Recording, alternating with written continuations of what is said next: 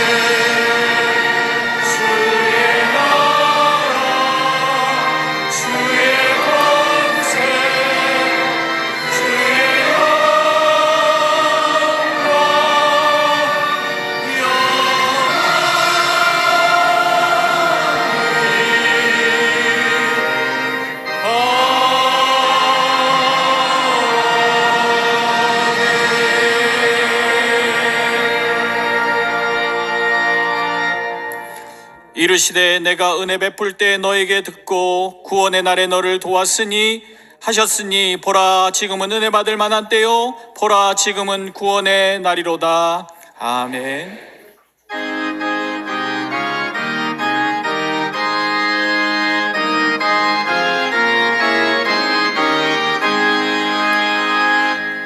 만복의 근원 하나님 온 백성 찬송 드리고 저 천사여 찬송하세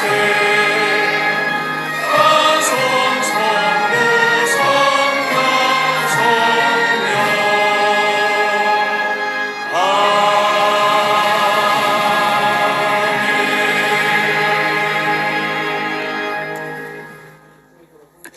여호와를 의뢰하고 선을 행하라.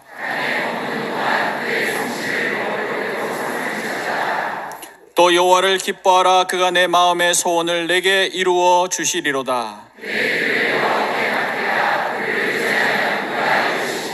내 의를 빛같이 나타내시며 온유한 자들은 땅을 차지하며 풍성한 화평으로 즐거워하리로다. 아멘. 이 시간 하나님 앞에 감사와 참회의 기도를 조용히 올려 드리겠습니다.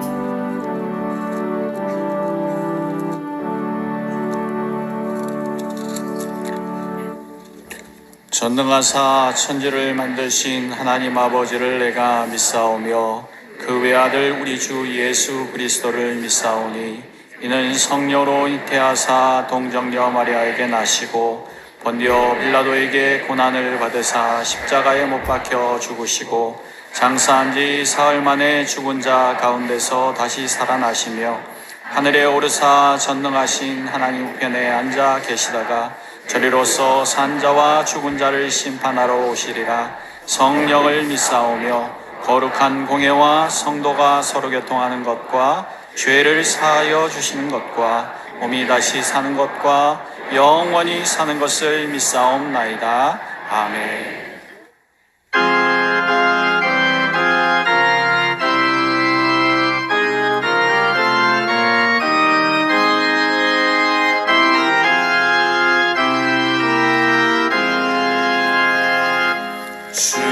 우리 하나님 하늘에 계시니 온 천하 만민 주 앞에 찬송하네. 이 천지 만물로 주 앞에 엎드려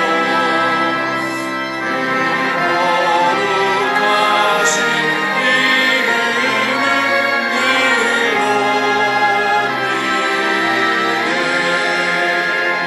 주 언약하신 것 끝까지 지키니 저 하늘나라 평화요 복하리라. 주 얼굴에 올 때 내 맘이 기쁘고 영원히 주의 영광을 찬양하리.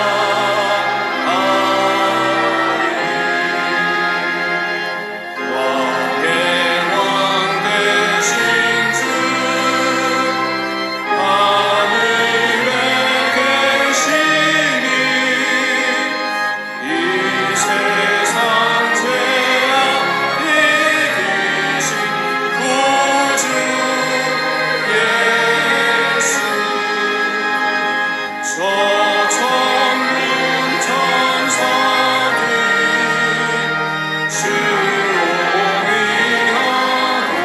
주옹이하소서. 성도 함께 영원히 일성기네.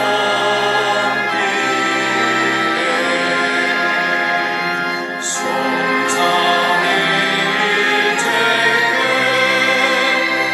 승리한 우리들 다 기쁜 소리 높여서 감사드려. 창조주 하나님 내 주님 되시니 주 앞에 나고 엎드려 경배하네.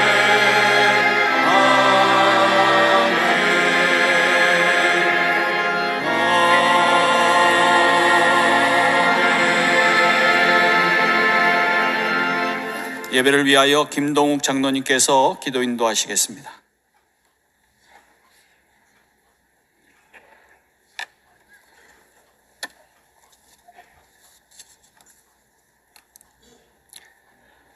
지금도 우리를 위해 일하시는 하나님 아버지, 복된 주일 예배 자리로 나오게 하시니 감사합니다. 주의 사랑 안에 살면서도 온전한 믿음으로 행하지 못한 연약한 우리 모습을 회개하오니 용서하여 주옵소서.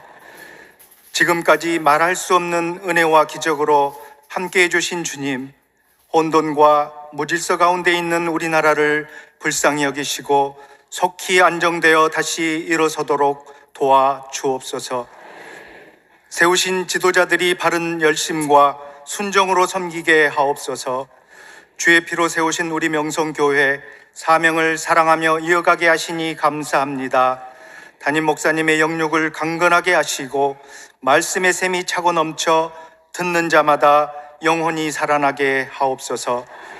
선교 여정 중에 계시는 올로 목사님의 발걸음을 지켜주시고 가시는 곳마다 회복과 부흥이 있게 하옵소서.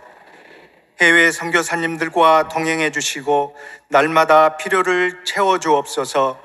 국내 선교지와 기관들을 비롯하여 우리 교회에 맡겨주신 섬김의 모든 사역에도 은혜를 주옵소서. 봄맞이 성경학교와 수련회가 주님의 은혜로 잘 마치게 하심을 감사합니다.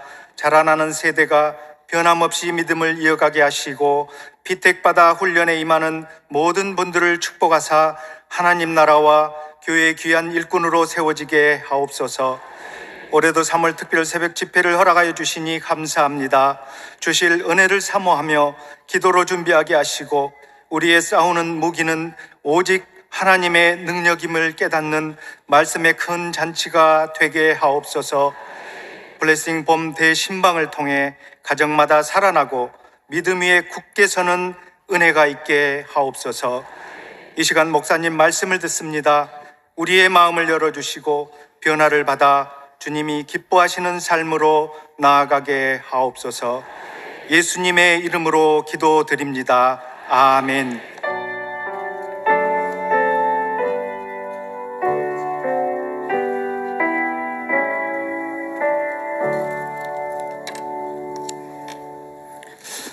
오늘 우리에게 주시는 하나님의 말씀은 신약성경 마태복음 25장 14절에서 19절까지 말씀입니다.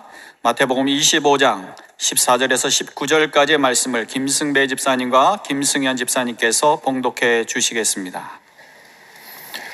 또 어떤 사람이 타국에 갈 때 그 종들을 불러 자기 소유를 맡김과 같으니 각각 그 재능대로 한 사람에게는 금 5달란트를, 한 사람에게는 2달란트를, 한 사람에게는 1달란트를 주고 떠났더니 5달란트 받은 자는 바로 가서 그것으로 장사하여 또 5달란트를 남기고 2달란트 받은 자도 그같이 하여 또 2달란트를 남겼으되 1달란트 받은 자는 가서 땅을 파고 그 주인의 돈을 감추어 두었더니 오랜 후에 그 종들의 주인이 돌아와 그들과 결산할세. 아멘. 담임 목사님께서 교회 소식을 전해 주시겠습니다. 네, 기도 열심히 하는 찬양대가 하나님께 찬양으로 영광 올려드리겠습니다.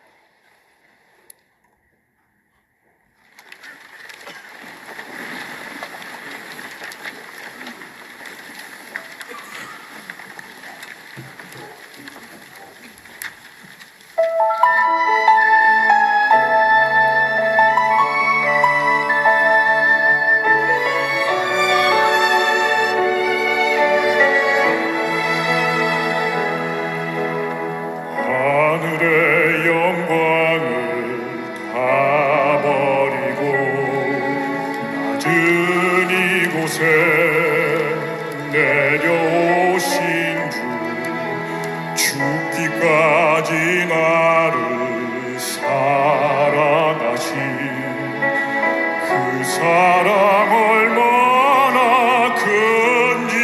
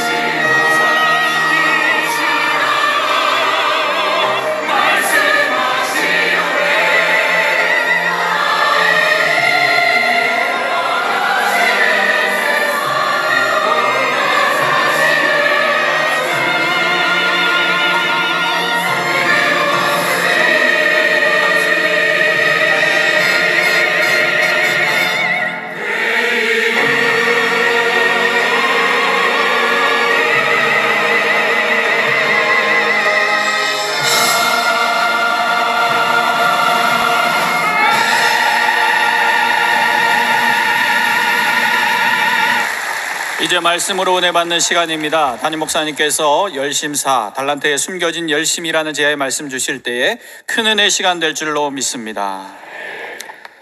네, 아름답고 힘찬 찬양 하나님께 큰 영광이 된 줄로 믿습니다. 지금까지 우리가 열심을 다해서 열심의 말씀을 열심히 나눴습니다. 무려 오늘이 4번째 말씀인데요. 제가 원래 이렇게 그런 걸 이렇게 큰 관심을 갖고 보진 않지만 제가 한번 저희 교회 유튜브 채널을 보면서 열심에 대해서 여러분이 얼마나 듣고 계신가 이렇게 봤는데 별로 안 듣고 계세요. 그래서 제 설교가 보통 보시는 숫자가 있는데 거기에 형편없이 적은 거예요. 그래서 제가 깨달은 게 있어요. 아, 열심은 인기가 없구나. 열심에 대해서 많은 분들이 생각보다 그렇게 큰 관심이 없구나라는 생각을 가졌습니다. 아마 그렇기 때문에 하나님께서 더 열심을 가지실 수밖에 없겠다라는 생각을 해보게 됩니다. 저는 오늘 열심에 대해서 마지막 말씀을 나눕니다. 그리고 이 말씀을 통해서 여러분께서 꼭 유종의 미를 거두시는 은혜가 있으시길 바랍니다. 전에 설명드렸던 것처럼 성경 안에 있는 기본적인 전제가 하나님이 열심히 있으신, 열심의 성품을 갖고 계신 분이시고 또 우리가 열심으로 살아가기를 원하시기 때문에 수많은 성경의 이야기는 열심이라는 것이 이미 들어가 있습니다. 제가 들추어내지 않아도 이미 다 열심이라는 주제가 들어있는데 오늘 저는 특별히 여러분과 함께 이 달란트의 비유로 좀 말씀을 나누길 원합니다. 왜냐하면 이 많은 열심에 대한 이야기 속에서 특별히 달란트 본문이 이 시대에게 주시는 메시지가 있기 때문입니다. 그래서 오늘 저는 여러분이 달란트 말씀을 좀 잘 들으셨으면 좋겠습니다. 제가 좀 부족하지만 제가 오늘 많이 좀 회개도 하고 하나님 앞에 더 부족하다는 것을 절실히 느낍니다. 왜냐하면 이 말씀이 너무 귀한데 저는 열심히 전하는데 이게 제 원하는 만큼 잘 전달이 되지 않는 것 같아요. 그래서 오늘 부탁드리는 것은 여러분께서 더욱더 영적으로 깨어 있으셔서 이 말씀을 잘 들으시고 하나님의 은혜가 여러분 가운데 충만하게 임하시길 축복합니다. 저는 특별히 달란트 설교를 해본 적이 없습니다. 성경에 정말 많은 본문들은 설교를 했는데 이상하게 달란트 설교는 제가 안 해봐요. 혹시 들어보신 적 있으십니까? 들어보신 적 있으신 분은 저한테 들으신 건 아니실 거예요. 저는 달란트 비유를 여러 가지 이유로 좀 할 수가 없었습니다. 왜냐하면 먼저는 너무 흔한 본문이라고 생각도 들었고 여러분이 너무 잘 아시는 이야기라는 생각이 들었기 때문인데 저도 이 말씀을 여러 곳에서 들으면서 은혜도 받지만 동시에 여전히 뭔가 풀리지 않는 그런 마음들이 있었기 때문에 저도 전하기가 조심스러웠던 거죠. 근데 제가 이번에 이 말씀을 준비하면서 어쨌든 핵심적인 것은 제가 풀어냈어요. 그래서 저의 궁금증이 풀린 만큼 여러분들도 이 말씀 안에 담겨진 이 숨겨진 예수님의 진리의 은혜를 꼭 만나셨으면 좋겠습니다. 우선 제가 발견한 가장 중요한 핵심적인 달란트 비유에 풀리지 않았던 문제의 핵심은 이거였던 것 같아요. 달란트의 비유가 철저하게 종말론적인 비유라는 사실입니다. 달란트 비유는 그저 여러분이 어떤 달란트를 받았다, 그 달란트를 갖고 열심히 살아야 한다, 이 이야기만을 하는 것이 절대로 아닙니다. 달란트의 비유는 종말에 대한 말씀이라는 것이 핵심입니다. 종말이란 말은 끝이 있다는 말이죠. 우리 기독교 세계관은 끝이 있는 세계관입니다. 다른 종교들, 특별히 불교 같은 종교는 끝이 없습니다. 계속 윤회하고 돌아가는 이렇게 계속 circular history라고 하죠. 돌아가는 역사관입니다. 하지만 우리 예수님을 믿는 우리는 기독교의 세계관, 바로 끝이 있는 세계관을 가져야 합니다. 제가 그래서 이번에 잠깐 이 틈을 통해서 3월 특별 새벽 집회 홍보를 하자면 제가 세계관을 다른 이유가 있습니다. 제가 이렇게 오랫동안 가만히 보니까 믿음을 갖는 것과 세계관을 갖는 것이 똑같지 않을 때가 많습니다. 예수님을 믿고 있지만 세계관은 세상적인 세계관을 갖고 있으면 그 믿음은 절대로 성장할 수 없고요.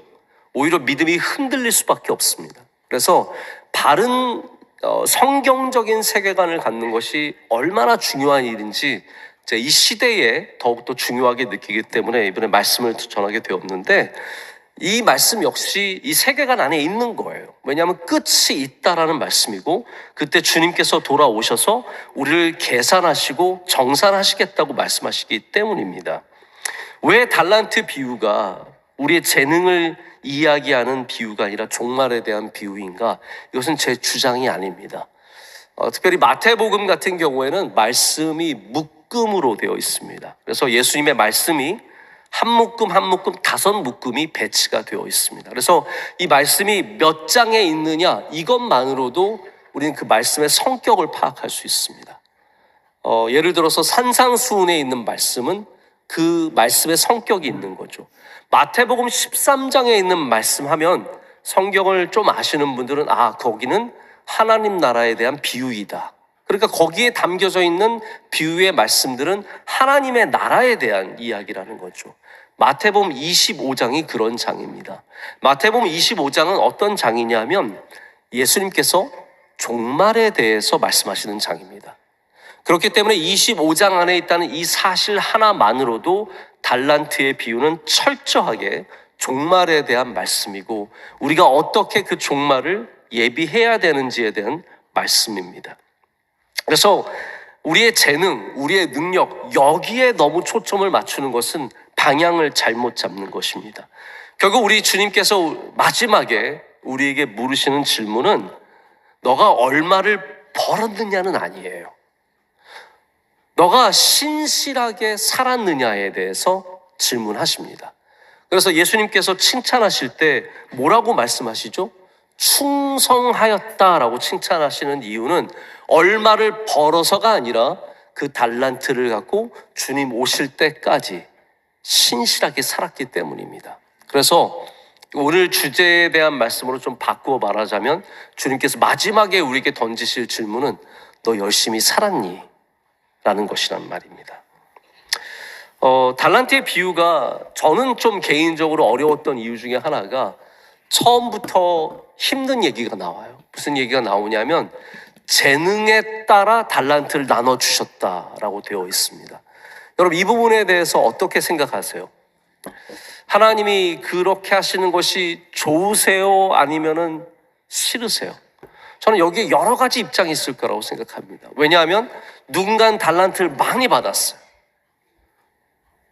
나는 뭐예요?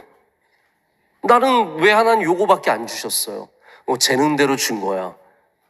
왜 저를 이런 재능을 주셨어요? 왜 저 사람은 5달란트고 저 사람은 2달란트고, 우리 딱 얼굴만 봐도 달란트가 보이잖아요. 이 사람은 5달란트 받은 얼굴을 갖고 있고, 이 사람은 저 사람 아예 안 받은 사람도 있어요. 억울하지 않으세요? 왜 저 사람은 저렇게 달란트를 많이 주시고 키도 크고 좋은 집에 태어나고 왜 우리는 이것밖에 안 주셨는가? 우리는 거기 이 부분부터 굉장히 걸립니다. 그래서 재능이라는 말에 넘어지는 사람들도 많고, 하나님이 불공평하시다라고 생각하는 사람들도 많이 있습니다. 하지만 여러분, 달란트 비유의 목적은 그게 아닙니다.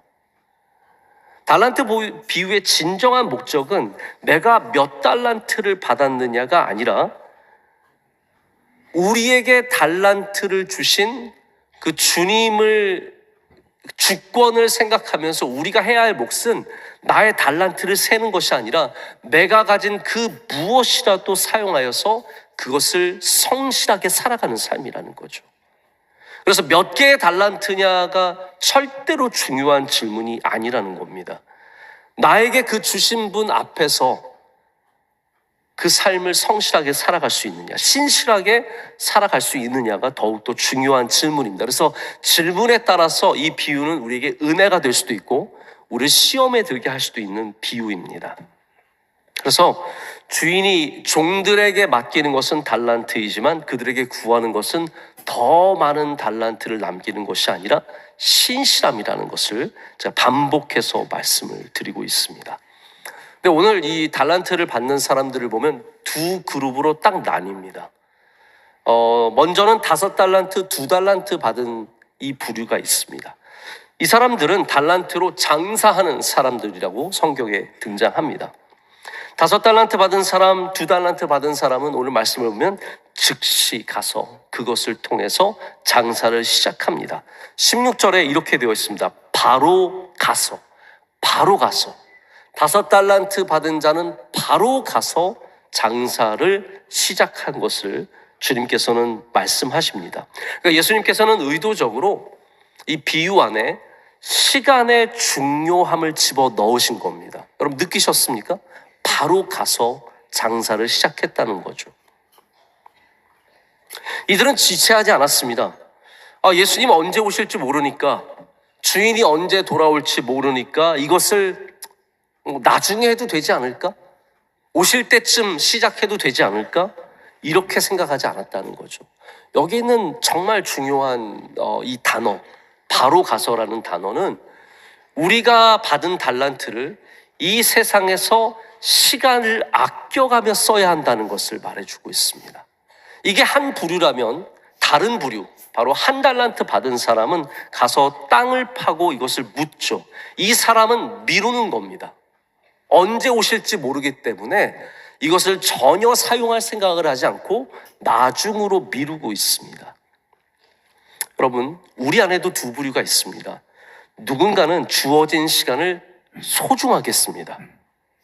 그러나 누군가는 시간이 영원한 줄 알고, 근데 여러분 이 시간이 영원합니까? 우리에게 주어진 시간이 얼마나 화살같이 빨리 지나갑니까?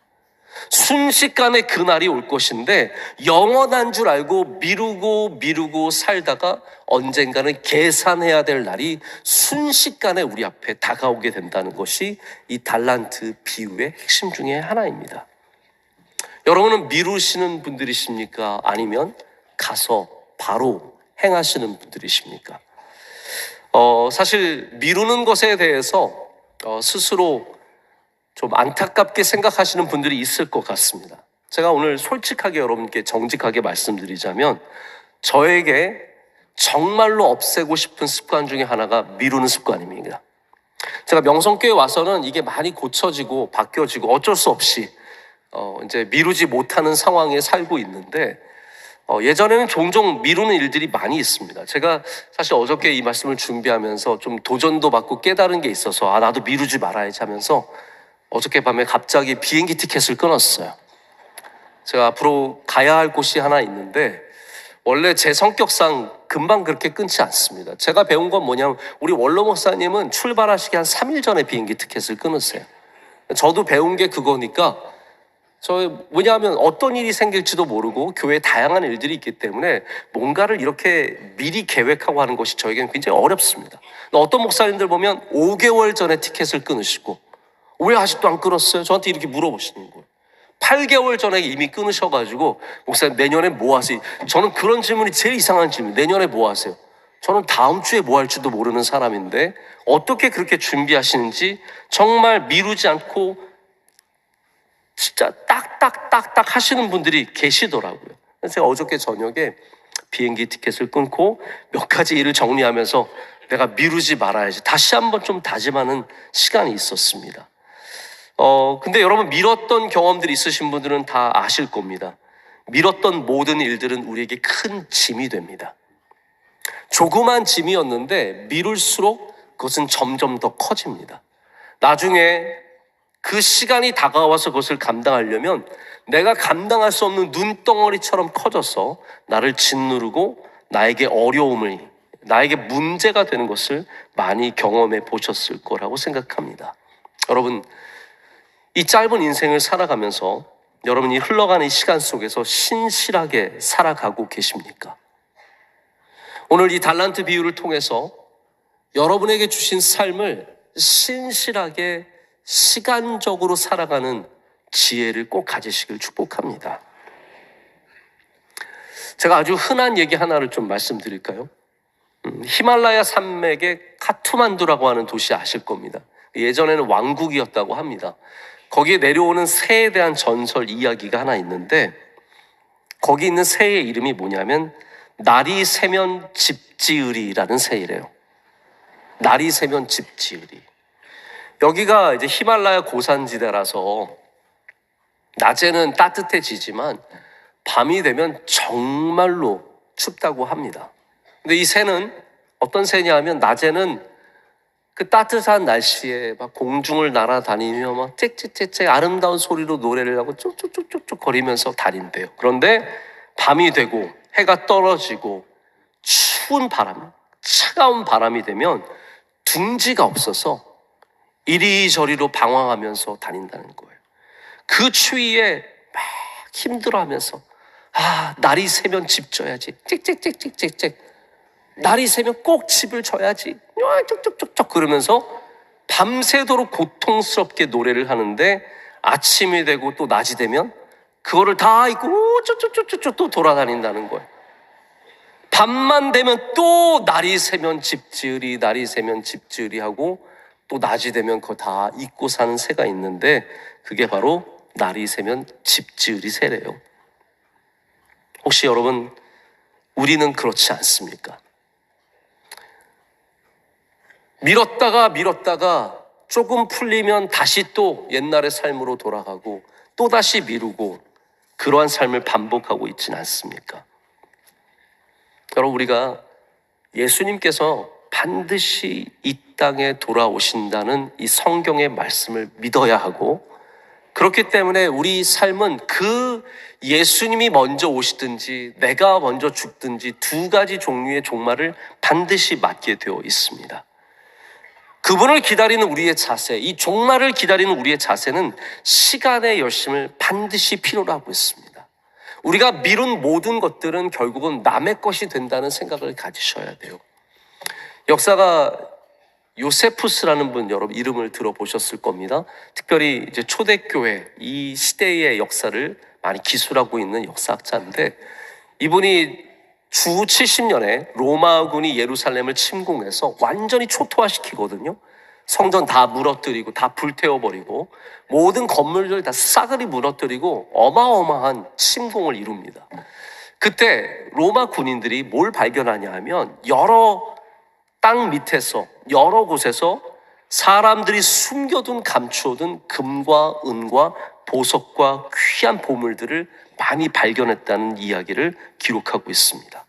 전 이렇게 생각합니다. 이게 성경적인 진리이고 역사적인 진리예요. 우리가 감추어뒀던 것들, 우리가 미뤘던 것은 다 남의 것이 됩니다. 그래서 한 달란트 가졌던 사람이 이 달란트 감춰뒀다가 주인이 돌아오자 계산할 때 그냥 그대로 내놓죠? 그 주인이 그것을 어떻게 합니까? 그것을 빼앗아서 남에게 줍니다. 5달란트 가졌던 사람에게 그 한 달란트마저 줘버리는 거죠. 우리가 미룬 모든 것들, 우리가 지금 하지 않는 모든 것들은 다 이렇게 남의 것이 된다는 것이 바로 이 달란트 비유의 핵심입니다.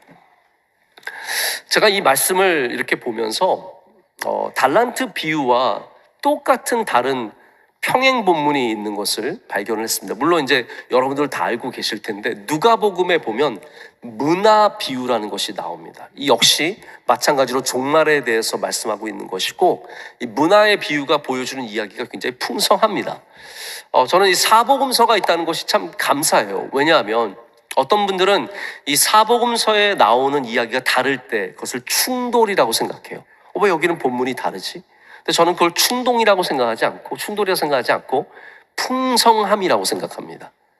더 많은 풍성한 것들을 우리에게 제공해주고 있는 거예요.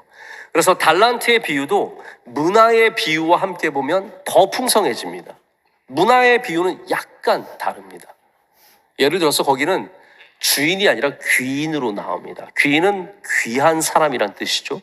앞으로 임금이 되는 사람의 이야기예요. 이 사람이 임금이 되기 위해서 집을 떠나면서 하인을 10명 부릅니다. 3명이 아닙니다. 10명을 불러서 각각 한 사람마다 한 문화씩을 나눠줍니다. 여긴 좀 이제 공평해져요.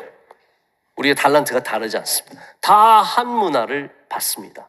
근데 핵심은 뭐냐 하면 이 귀인이 떠날 때 임금이 되기 위해서 떠나는 예수님의 이야기와 똑같습니다.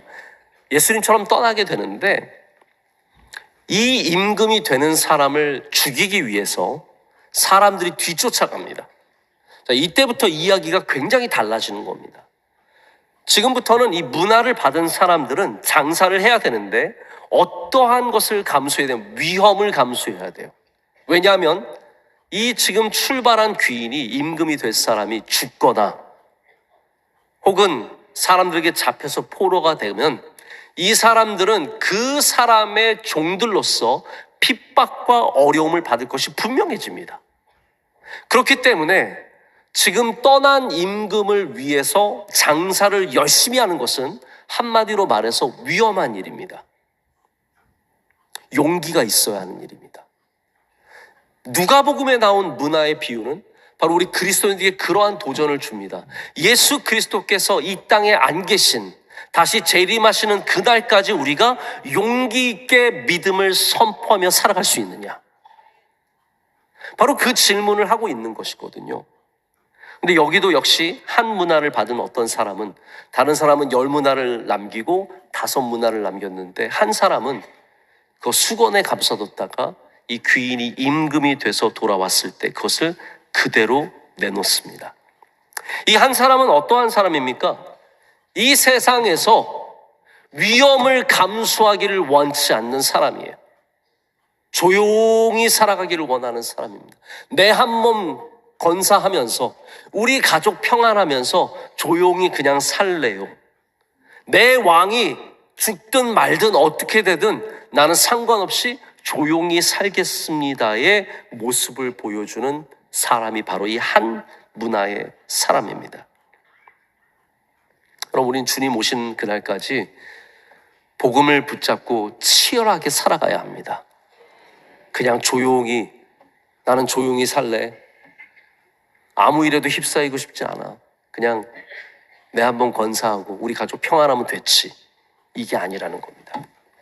혹시 여러분 요즘에 조용한 퇴사라는 말 들어보신 적 있으십니까? 조용한 퇴사? 관심 있으신 분들은 들어보신 기억이 있으실 텐데, 조용한 퇴사는 뭐냐 하면 회사를 그만두는 게 아니에요. 회사를 조용히 나오는 게 아니라 회사를 다니고 있는데 최소한의 일만 하는 거예요. 일찍 가지도 않아요. 딱 정각에 가서 자리에 앉아서 시키는 일만 딱 하는 겁니다.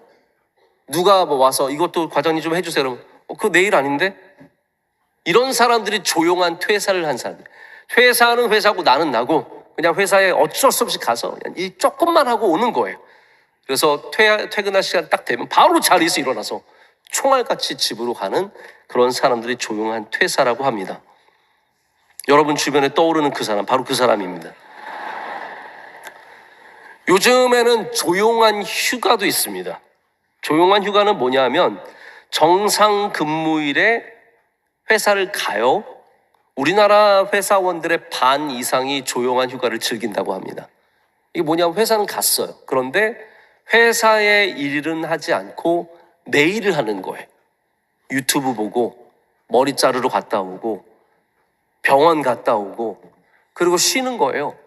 어떤 분들은 실제로 집에 있는 것보다 회사 가는 게 더 쉽다고 하는 분들도 있어요. 회사 가서 쉬는 거죠. 조용히 정기적으로 일을 해서 한 달에 며칠은 반드시 조용한 휴가를 보내는 직장인들이 반 이상이다라는 조사 결과가 있습니다.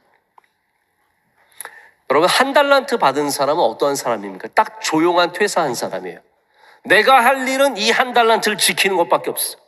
나는 여기 와서 조용히 와서 이것만 지키다가 가면 되는 거예요. 여러분, 우리 그리스도인들 가운데도 조용한 퇴사, 조용한 휴가가 왜 없겠습니까? 나는 힘든 일을 안 하고 싶어. 그냥 딱 예배만 딱 지키면 돼. 축도할 때 이미 짐 싸고 있어. 끝나면 바로 일어났어. 총알같이 튀어나가고. 조용한 휴가도 은근히 많습니다. 여기 와서 주무시는 거예요. 와서 자러 가. 나는 자러 가는 거요. 그러면서 아주 딱 설교 시작하면 자고 일어나가지고 아주 개운해서 집에 가셔서 역시 교회에서 자는 게 제일 좋아. 그러면서 뭐 아니면 밀렸던 웹툰 오셔서 보시고 기사 확인하고 이메일 확인하고 조용한 휴가를 여기서 보내시는 분들도 많이 있습니다. 한 달란트 가진 사람이 하나님 앞에 조용한 퇴사한 사람입니다. 그럼 우리는 우리에게 주신 달란트를 이 땅에서 열심히 사용해야 합니다. 위험을 감수하고 핍박받고 어려움을 당할 것을 감수하고 그것을 마땅히 사용해야 된다는 거죠. 여기 한 달란트 받은 사람을 여러분 어떻게 우리가 이해해야 될까요?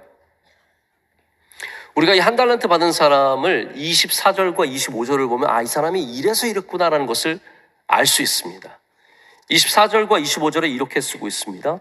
한 달란트 받았던 자는 와서 이르되 주인이여 당신은 굳은 사람이라 심지 않은 데서 거두고 해치지 않은 데서 모으는 줄을 내가 알았으므로 두려워하여 나가서 당신의 달란트를 땅에 감추어 두었었나이다. 보소서 당신의 것을 가지셨나이다.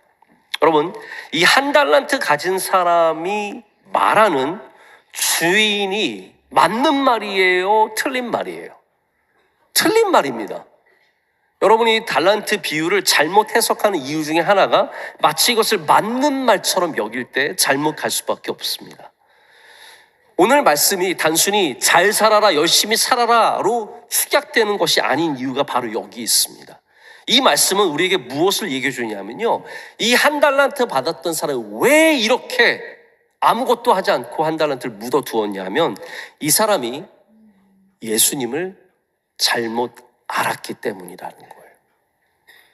이 사람이 알고 있는 예수님은 잔인한 사람이에요. 인색한 사람이에요. 두려운 분이에요. 한 달란트 받은 사람이 인식하는 주인의 모습은 실제 주인의 모습과 너무 다르다는 겁니다. 여러분, 우리가 알고 있는 복음서에 있는 예수님의 모습은 어떠한 모습입니까? 우리 주님은 온유하며 겸손하신 분이십니다. 나는 온유하고 겸손하니 내 멍에를 메라. 내 멍에를 메라. 주님의 이 땅에 오셔서 보여주신 하나님의 성품의 모습들이 다 사랑과 온유와 모든 자비의 모습인데 지금 이 종은 주인을 전혀 다르게 알고 있습니다. 예수님은 무서운 분이잖아요. 예수님은 두려운 분이잖아요. 저 그래서 아무것도 못했습니다. 그렇게 말하죠. 이거를 거칠게 표현하자면 당신은 아주 악질입니다. 제가 어떻게 두려워서 이 삶을 살겠습니까? 이렇게 말하는 것과 똑같은 겁니다. 실제로 많은 신학자들이 오늘 본문의 말씀을 이 자본주의 사회의 악덕업주들, 악질적인, 아주 못된 그러한 자본주의가들과 비교해서 얘기할 때가 있습니다. 그것은 사실 예수님의 의도와 굉장히 어긋난 시도입니다.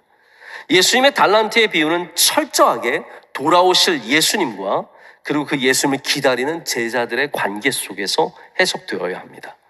우리가 이 말씀을 물론 조금 다양하게 적용할 수는 있어요. 하지만 이 주제와 이 해석은 변형될 수는 없습니다. 결국 이 말씀에서 우리는 텀롱 교수님의 표현을 따르자면 두 개의 세계가 충돌하고 있는 장면을 만나게 됩니다. 예수님을 자비로우신 선하신 분으로 믿고 있는 5달란트 받은 사람과 2달란트 받은 사람은 그 삶을 기쁨과 감사 가운데 일구어내며 살아가지만 예수님을 악질적으로 바라보고 있는 이 세계의 사람은 그런 삶을 살아내지 못하는 거예요. 결국 예수님을 어떻게 보느냐에 따라서 우리가 삶을 살아가는 자세가 전혀 바뀐다는 겁니다. 주님을 바로 믿는 사람은 열심히 살아가게 되어 있습니다. 신실한 종으로 살게 되어 있습니다. 여러분이 신실하게 살려면 예수님을 똑바로 믿어야 된다는 거예요. 예수님을 잘 믿어야 된다는 겁니다. 그러나 예수님을 오해하고 잘못 믿으면 우리는 철저하게 삶에 눌려서 두려움 속에 겨우 내 한 몸 건사하는 조마조마한 삶을 살게 된다는 말입니다. 여러분의 삶은 감사와 기쁨이 있으십니까? 아니면 두려움과 걱정과 불안으로 가득하십니까? 오늘 이 말씀을 통해서 우리를 사랑하시는 예수 그리스도를 믿는 믿음으로 기쁨과 감사로 변화되는 삶이 되시길 축복합니다. 이제 말씀을 맺습니다. 열심에 대한 얘기 앞으로 한 1년은 안 하려고 생각합니다. 원 없이 했습니다. 제가 한 가지만 더 말씀을 드리고 말씀을 맺을게요. 영국의 위대한 소설가죠. 찰스 디킨스가 1861년에 쓴 위대한 유산이라는 소설이 있습니다. The Great Expectations라고 아주 유명한 소설이죠. 여기 내용이 정말 참 가슴을 울리는 내용이에요. 여기 한 가난한 청년이 있습니다. 피비라고 하는 청년인데, 이 청년은 부모를 잃고 그 당시에 굉장히 흔한 삶이에요.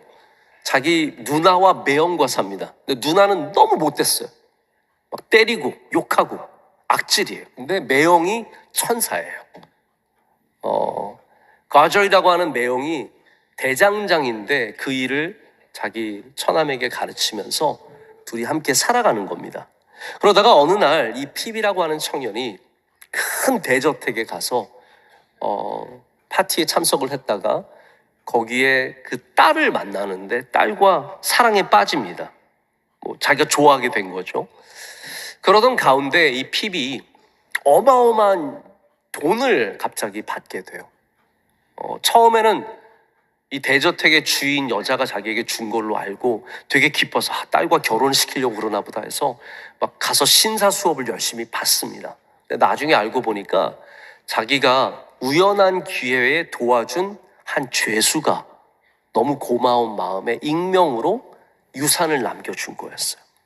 근데 죄수가 나중에 결국은 잡혀서 죽게 되면서 이 모든 돈을 빼앗기고 결국 이 피비라고 하는 청년은 자기가 갖고 있는 모든 사업들 다 망하고 빚덩어리에 앉아서 완전히 그냥 완전히 망해버립니다. 건강까지 잃어버리는데 사랑도 잃어버리고 다 떠나죠. 근데 깨어나 보니까 자기의 매형, 아무것도 아닌 그 대장장의 매형이 자기를 돌봐주고 있는 거예요. 그리고 그 많은 빚을 이 매형이 다 갚아줍니다. 그래서 갚았다는 영수 중 하나를 내밀어 주죠. 그때서야 이 피비 깨닫는 거예요. 뭘 깨닫냐면 자기는 그 많은 돈, 그 유산이 가장 위대한 것인 줄 알았어요. 그런데 알고 봤더니 진정한 위대한 유산은 돈이 아니라 관계였던 거예요. 관계. 사랑과 이게 진정한 유산이라는 것을 깨달으면서 이 소설이 맞춰지게 되죠. 저는 오늘 말씀의 이야기에 바로 이러한 세계관이 들어있다고 생각을 합니다. 우리가 생각했던 그 달란트가 진짜 달란트가 아니라 예수님 잘 믿는 게 진짜 달란트라는 거예요. 우리는 더 많은 달란트를 받아야 이 땅에서 아름답게 복되게 멋지게 살아갈 줄 알고 달란트를 너무너무 사모했는데 알고 봤더니 마지막 날에 계산해 보니까 진짜 달란트는 믿음이라는 거예요.